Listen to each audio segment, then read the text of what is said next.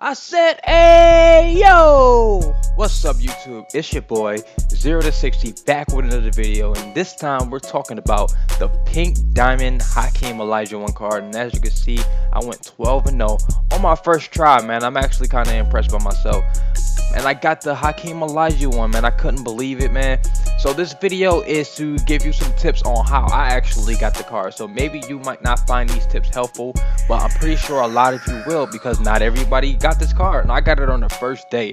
So I'm gonna show you a whole bunch of things, like when to play, how to play, who you should add to your lineup to make sure that you can get this too, because I don't feel like I'm an elite player. I feel like I'm good at the game, and I can just give you my tips, and I guarantee that you can get them too. So make sure you watch this entire video. So the first thing we're going to start off with is I'm going to show you my lineup.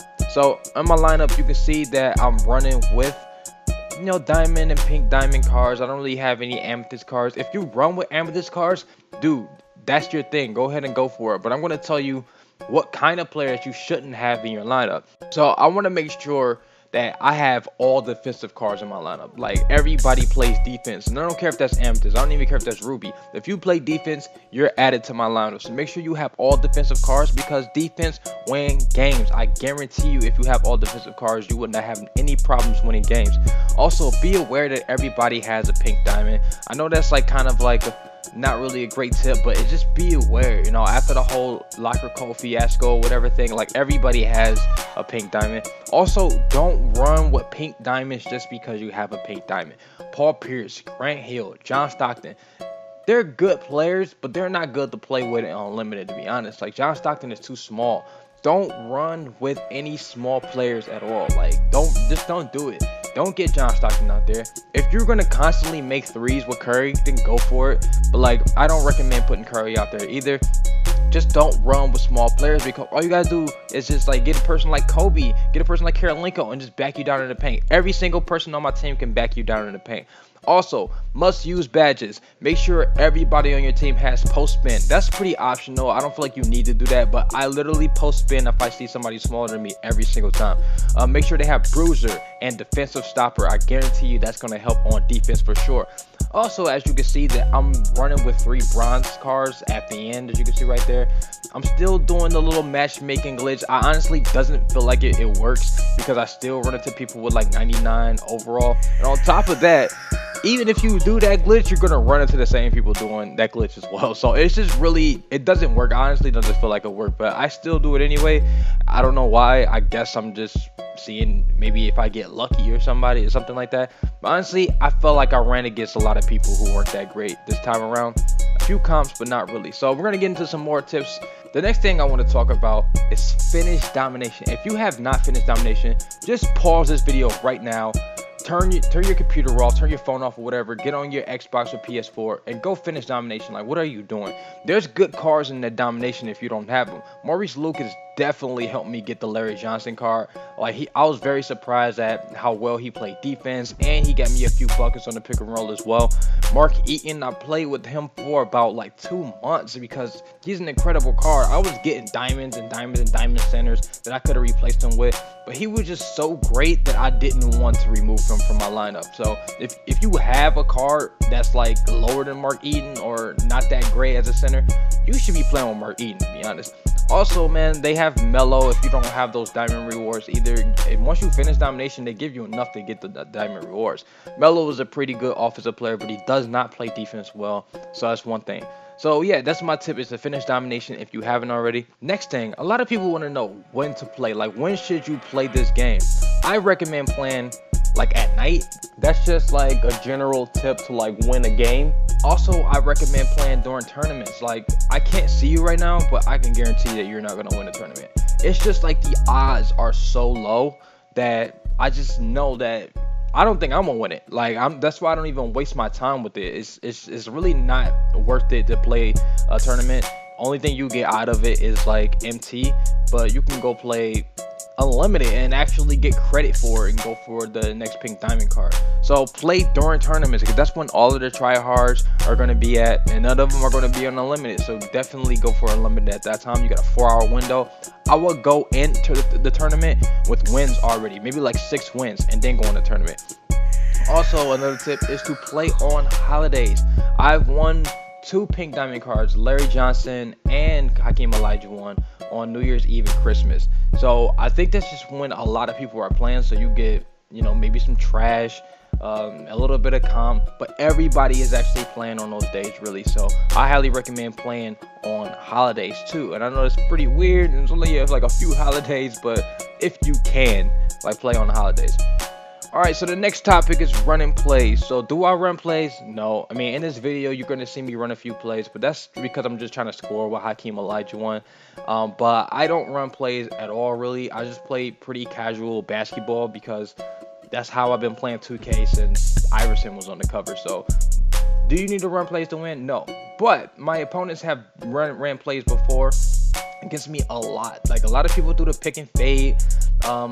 Do the pick and roll, of course. A lot of people do like the wrap around type plays. Like, it works. Like, a lot of them work on me, but like, if you only know about 2 plays, like, I'm literally gonna stop that. So just learn how to read plays. Like, that pick and fade can be stopped easy.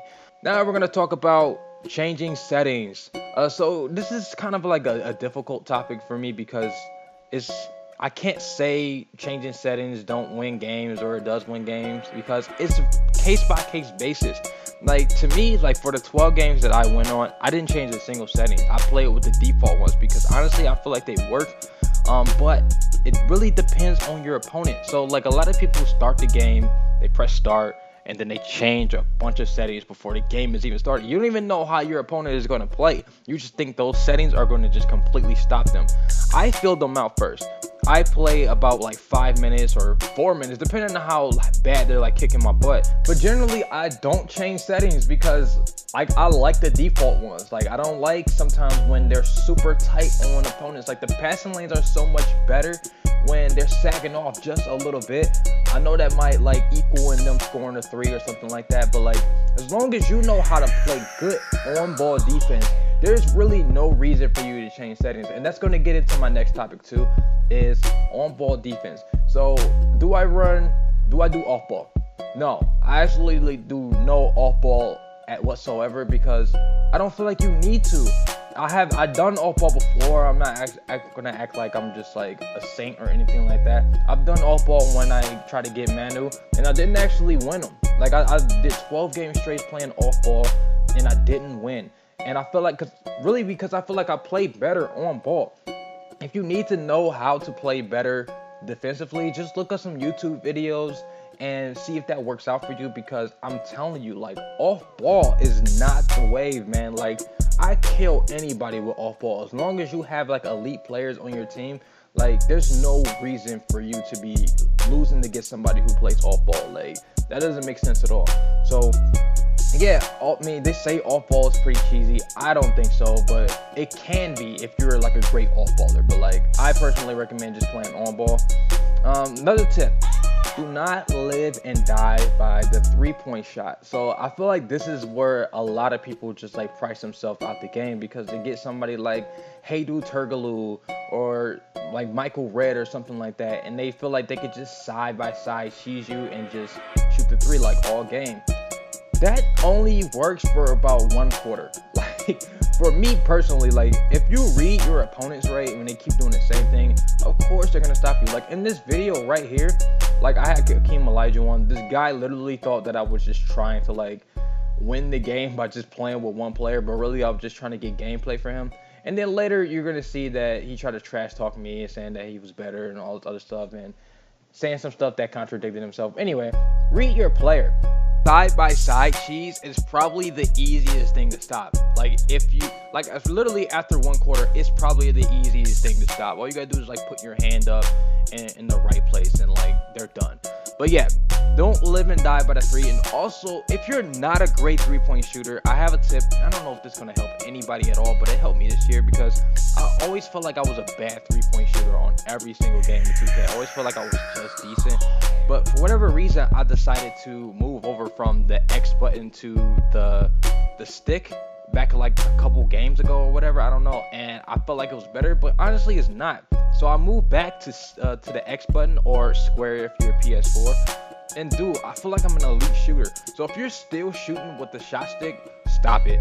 Go back to X or square, and I'll guarantee you it's probably a better shot for you in this game.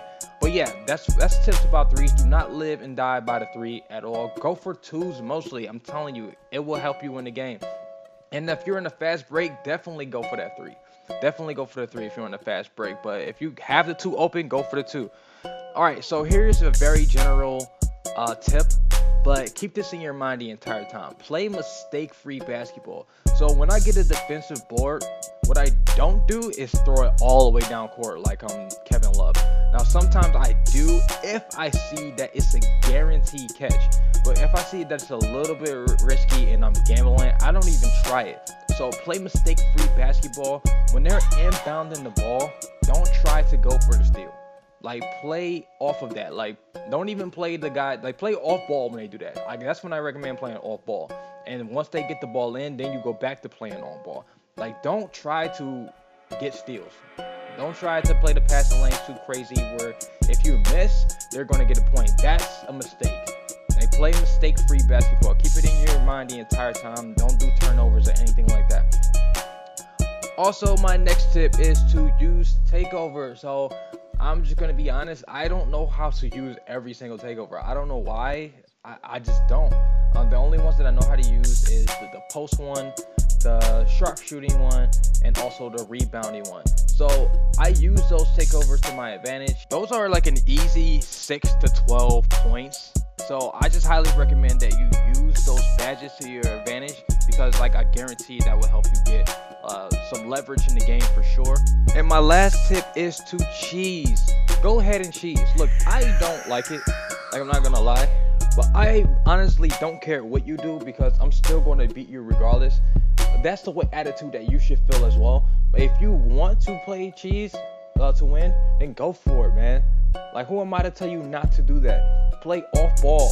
You know, even though I don't recommend you playing off ball, but off balling can be cheesy if you actually do it right. And if that gets you wins, then go for it. My favorite cheese is the pull up in the three. You're probably going to see it in this video that I just pull up and shoot with Karolinko. I think that already happened. But, like, that's my favorite cheese. Also, I not post spin on every single player that's either smaller than me or not strong enough to, like, take that.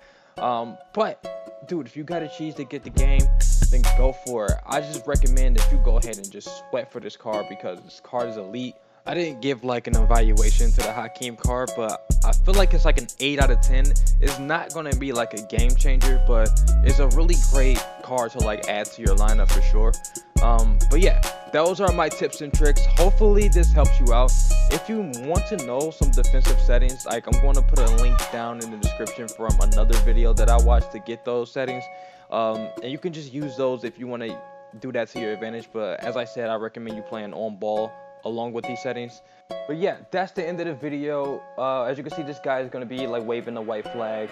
I was just trying to play defense on him because he tried to criticize like my game or whatever. He thought I was trying to play for real, but whatever. So thank you guys for watching. Make sure that you leave a like, subscribe, and you make a comment. Did you get the Pink Diamond, Hakeem? And what did you think about the card? And were any of your opponents good? Like, let us know in the comment section. Thank you guys for watching. I'm out.